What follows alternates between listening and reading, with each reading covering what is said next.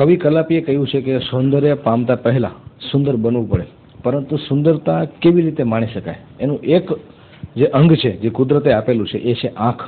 આંખ ન હોય તો વિશ્વ ગમે એટલું સુંદર હોય આપણે એને માણી નથી શકવાના. તો આંખ બાબતે આપણે કેટલા ખરેખર જાગૃત છીએ, આંખની સાવચેતી માટે ખરેખર આપણે કેટલા ચિંતાતુર છીએ, એ જ્યારે ડૉક્ટરને આપણે મળીએ છીએ ત્યારે ખરેખર એમ થાય છે કે ના, આપણે અમૂલ્ય જે વસ્તુ છે એની તકેદારી રાખવામાં આપણે ઘણીવાર જાણે અજાણે બેદરકારી દાખવતા હોય છીએ. આજે આપણે બિદડા મધ્યે એક પહેલી વાર પણ આપણે ઇન્ટરવ્યુ લીધો હતો, બીજી વાર એમનો મોકો મળ્યો છે ડૉક્ટર હિતેશ છેડા સાહેબનો, અને ખાસ કરીને એમની સાથે મુલાકાત કરશું. એ પહેલાં મળશું આપણે એશિયન આઈ કેરમાં આવેલા એક દર્દીને જે અંજાર તાલુકાના ગામમાંથી આવે છે, અને એને આંખમાં એક કહી શકાય કે ગંભીર પ્રકારની એક કહી શકાય કે બીમારી જે છે. તો એ શું છે બીમારી, કેટલા સમય પહેલાંની છે, અને અત્યારે શું આશા લઈને આવ્યા છે, અને ડૉક્ટરે શું એમને આશ્વાસન આપ્યું છે.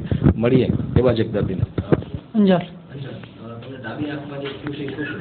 મને કાંટો લાગી ગયો હતો. બાવળીનો કાંટો, અને 5-7 વર્ષ થયા.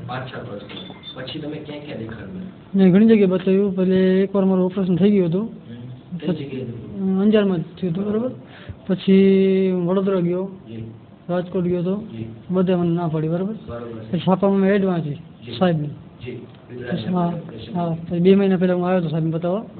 સાહેબે કીધું હું લઈ આવીશ મુંબઈથી, અને તમારી આંખમાં. ના સાહેબ, કાંઈ નથી દેખાય. સાહેબ વાત મૂકી દે એટલી ખુશી થશે, બરાબર. હું અત્યારે ડ્રાઇવિંગ ધંધો કરું છું, રિક્ષા લઉં છું. સાંજ અંધારું થાય ને હું ઘરે બેસી જાઉં, મારાથી આગળ ગાડી નથી હાલતી, બરાબર. સાહેબને રિક્વેસ્ટ કરી કે મહેરબાની કરીને મારું ઓપરેશન કરી દો, બરાબર. અને કહેવાય છે કે ડૉક્ટર એ પરમાત્માનું એક સ્વરૂપ છે, અને કુંદરિકા કાપડિયાની જે એક વાત છે કે ડૉક્ટરનો વ્યવસાય એવો છે કે આર્થિક ઉપાર્જન સાથે એક એવું જીવતદાન આપે છે જે કદાચ એક આ જીવન પરમાત્મા આપે છે ને કાં ડૉક્ટર આપે છે. અત્યારે એની આંખ સંપૂર્ણ ખોવાઈ ગયેલી છે, અને રિક્ષાનો ધંધો, ડ્રાઇવિંગનો ધંધો, ત્યારે ડાબી આંખ એને પરત મળશે ત્યારે એના પરિવારમાં ખુશી હશે, એને પોતાને ખુશી હશે, અને ખાસ કરીને એનો ધંધો રોજગાર છે એ પણ વધશે.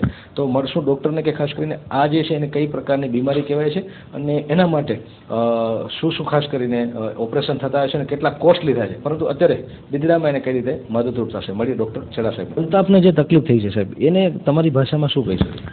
કોર્નિયલ ઓપેસિટી છે. આગળની જે આંખની પટલ હોય બ્લેક કલરનું, એ સફેદ થઈ ગયું છે, એટલે એના કારણે લાઇટ આંખની અંદર જઈ ના શકે અને દેખાવાનું બંધ થઈ ગયું છે. તેનો એક જ ઇલાજ છે કે આપણે જે નેત્રદાન થાય ને મૃત્યુ પછી, બીજાની કીકીથી ટ્રાન્સપ્લાન્ટ કહેવાય એને, કોર્નિયા ટ્રાન્સપ્લાન્ટ, એ જ એનો ઉપાય છે. અને એ કીકી આપણે નેત્રદાન થયા પછી 4 દિવસની અંદર આપણે લગાડવી પડે. 4 દિવસ, આપણે વધારે દિવસ રાખી ના શકીએ. એટલે હું જ્યારે મુંબઈથી આવું એને 1 દિવસ પહેલાં મને જે કીકી મળી હોય તો જ હું એનું ટ્રાન્સપ્લાન્ટ કરી શકું. તો એ 2-3 મહિનાથી આવતા હતા. હવે આ સંજોગો વસાત આ મહિને મને કીકી મળી, અને મેં એને ફોન કરીને કીધું કે આવી જજો 28 તારીખે, અને હવે બપોરના કરીશું ઓપરેશન. સર, ખાસ કરીને જે નેત્રદાનનું જે છે એના વિશે અવેરનેસ, આ તો વાત કરી કે તમે કોઈક વ્યક્તિએ એની જિંદગી બચાવી છે, કોણ છે એ અલ્તાફને નથી ખબર, પરંતુ એના વિશે શું મેસેજ આપશો કે નેત્રદાન કરવું કેટલું? નેત્રદાન કરવું જોઈએ, જેના કારણે 2 અંધ વ્યક્તિઓને દ્રષ્ટિ મળી જાય, નહીં તો એ આમે બળીને ખાક થવાની છે. ખાસ કરીને આનું જે બીજી હોસ્પિટલમાં જોવા જઈએ આપણે તો મોટા શહેરમાં કેટલું કોસ્ટલી હશે, અને અત્યારે અલ્તાફને ખાસ કરીને કઈ રીતે મદદરૂપ થઈ શકે? મુંબઈમાં તો બધા એનું ઓપરેશન 40-50 હજાર રૂપિયા ખર્ચો થાય એનો, પણ આપણો ઉદ્દેશ એ નથી. આપણે તો એક જણને હેલ્પ કરી શકીએ એ ઉદ્દેશથી આપણે કરીએ છીએ અહીંયા, અને પૈસા તો આપણે આમે કમાઈ લેતા હોય છે.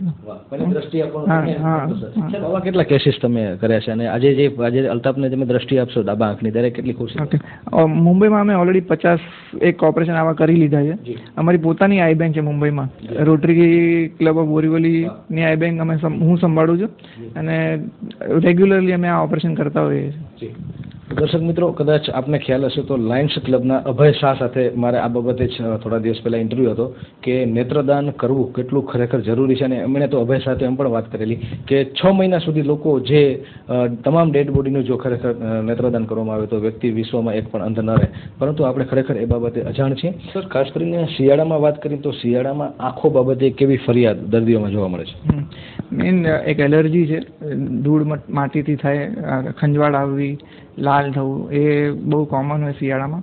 બીજું મોતિયાના ઓપરેશન બી બહુ લોકો પ્રિફર કરે શિયાળામાં ઠંડીમાં કરવાનું, કારણ કે 8-10 દિવસ નાહવાનું ન હોય અને ઠંડીની સિઝનમાં ન નાહીએ તો ચાલે 8-10 દિવસ, એટલે લોકો પ્રિફર કરતા હોય ઓપરેશન કરવાનું બી ઠંડીની સિઝનમાં. જી, ખાસ કરીને વાત કરી આંખોની સંભાળ માટે તમારી સાથે ભૂતકાળમાં પણ વાત થઈ, ફરી એકવાર, કારણ કે લોકો આપણે એક અમૂલ્ય રતન છે એ બાબતે બેદરકાર હોય છે, તો ખાસ કરીને શું સલાહ આપશો? મેઇન કોમ્પ્યુટર યુઝને જે વધી ગયું છે આ સમયમાં, તો કોમ્પ્યુટર માટે એક બહુ ઇમ્પોર્ટન્ટ વસ્તુ છે કે તમે જ્યારે બી યુઝ કરો, આપણે પેપરને વાંચીએ તો એ આંખનીથી નીચે આપણે રાખીને વાંચીએ, બુક્સ વાંચતા હોઈએ 8-8, 10-10 કલાક આંખેથી નીચે હોય તો કોમ્પ્યુટરની સ્ક્રીન બી આઈ લેવલથી નીચે હોવી જોઈએ. એ એક બહુ ઇમ્પોર્ટન્ટ વસ્તુ છે, એ ખાલી ધ્યાન રાખીએ તો જે કોમ્પ્યુટરના કારણે જે પ્રોબ્લેમ થાય છે બધા અવોઇડ કરી શકાય. અને આંખને સંભાળ રાખવા માટે એક તો રેગ્યુલર ચેકઅપ કરવું જોઈએ. 35 વર્ષની વય પછી ઝામર છે કે નહીં એ જાણવા તપાસ કરી લેવું જોઈએ.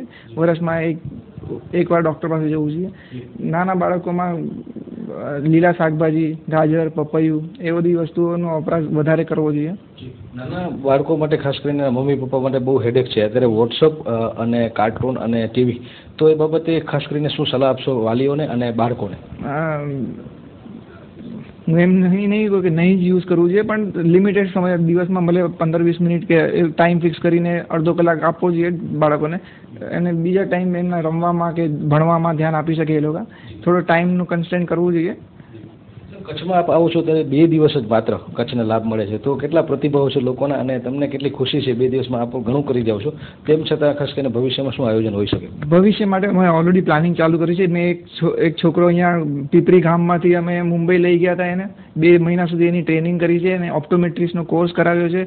હવે અમે કાયમની ધોરણે ચશ્માના નંબર કાઢવાનું બધું શરૂ કરીશું. બીજી એક છોકરી ઓપ્ટોમેટ્રિસ્ટ ઓલરેડી થયેલી છે મુંબઈમાં.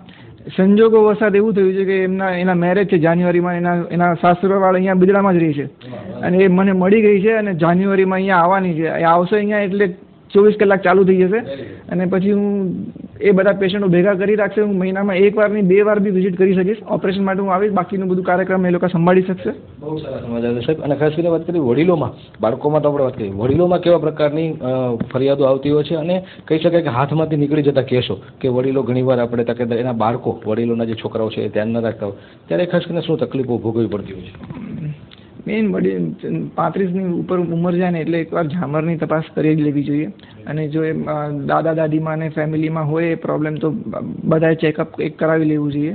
બીજું એક છે કે દર વર્ષે 2-3 વર્ષે ચશ્માના નંબર તો ચેક કરાવવા જોઈએ. ત્યારે ડૉક્ટર પાસે ચેક કરાવી લઈએ તો કાંઈ બી હોય બીમારી તો જલ્દી ખબર પડે. ડાયાબિટીસ હોય એમણે બી આંખની તપાસ કરાવી લેવી જોઈએ. તો માનસિક તણાવનું અત્યારે જીવન છે બધાનું, તો એની વચ્ચે આંખની ફરિયાદ આવતો છે, એનામાં શું ખાસ કરીને એમાં આપણે નેત્ર ચિકિત્સક તો છે જ, પણ ખાસ કરીને બીજી શું સલાહ આપશો? કારણ કે એ બાબતે ફરિયાદો ઘણી મહિલાઓને બીમારીઓ માટે જે દવા લેવામાં આવે છે ને ટેબ્લેટ્સ, એના કારણે આંખમાં ડ્રાયનેસ થાય, આંખની આંસુ ઓછા થઈ જાય, તો એની માટે બહારથી આર્ટિફિશિયલ ટીયર્સ આવે છે, એ ડ્રોપ્સ અમે આપીએ બહારથી, એ નાખવા જોઈએ. બાકી માનસિક બીમારી સાથે ડાયરેક્ટ આંખને કંઈ લેવા દેવા નથી, પણ એ ટેબ્લેટ્સથી એ આંખની ડ્રાયનેસ થાય. અંતિમ પ્રશ્ન સાહેબ, ખાસ કરીને જે સમયસર ડૉક્ટરની સલાહ અને મુલાકાત શા માટે લેવી જોઈએ?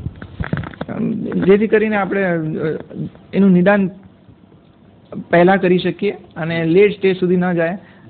ઝામરની એક નિદાન કરવું જોઈએ 35 વર્ષના વય પછી, અને દર 2-3 વર્ષે ચશ્માનો નંબર ચેક કરી ત્યારે ડૉક્ટર પાસે ચેક કરાવી લેવું જોઈએ, જેથી કરીને કંઈ બી બીમારી હોય તો એનું જલ્દી નિદાન થાય અને ટ્રીટમેન્ટ થઈ શકે.